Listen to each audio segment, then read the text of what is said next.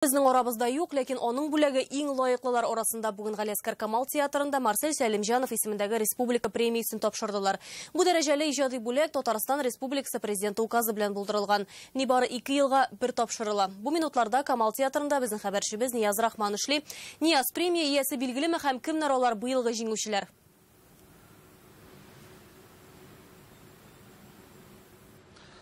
Хайырлы кич өйгө җиңүчеләр хакында бераз соңрак. Бүген исә биредә Галиаскар Камал театрында чын мәгънәсендә бәйрәм рухы, чөнки бүген Марсель Сәлимҗановның туган көне һәм инде нәкъ менә бу көнне биредәнең премиясын тапшыралар. Шунысын әйтергә кирәк, быел әлеге бүләккә барлыгы республиканың 20 артык театры дәгъва кыла, ләкин шулар арасыннан бары тик 3 көнә җиңүче билгеле булачак. Премия үзе 200 мең сум тәшкил итә һәрбер җиңүчегә.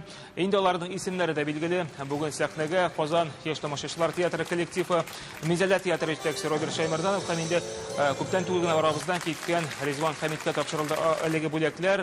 Аның бүләген исә сәхнәгә чыгып тормыш иптәше Гайша ханым кабул итеп алды. Һәм инде без җиңүчеләрнең үзләре белән аралашып киттек. Әйдәгез әле алар ниндирәк хисләр кичерә икән һәм бүген бу бүләккә ниндирәк үзләре бәя бирә.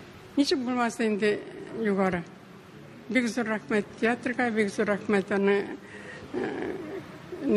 тәкъдим итүчеләргә. Тегендә әйтә алмадым, каушап калдым, әлбәттә бүген 50 генә үлгәненә.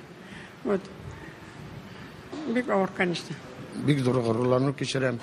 Бу инде минем генә бәя түгел, бөтен коллективның хезмәтенә зур бәя дип моны саныйм мин. Җиңүчеләрне чын күңелдән котлыйбыз, аларга да алга таба иҗатларында зур уңышлар телибез һәм буларның соңгы бүләкләре булмас дип ышанып каласы килә. Инде биредә Галиаскар Камал театрында Меркей һәм Айсылу спектакле дәвам итә һәм мин дә аның дәвамын карарга кузгалам. Айгөл. Рәхмәт, Нияз. Камал театрында безнең хәбәрчебез Нияз Рахман эшләде.